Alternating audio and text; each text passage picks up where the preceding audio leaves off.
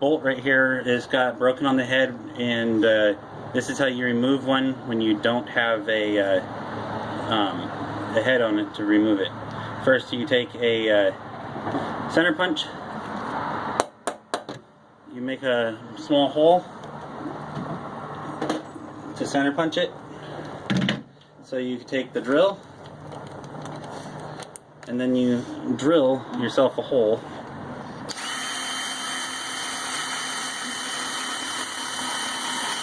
Once you got a hole drilled, then you take a reverse drill bit, put it in reverse, put it in the new hole you just made, and go out, and then that's how you remove a bolt with a broken head on it.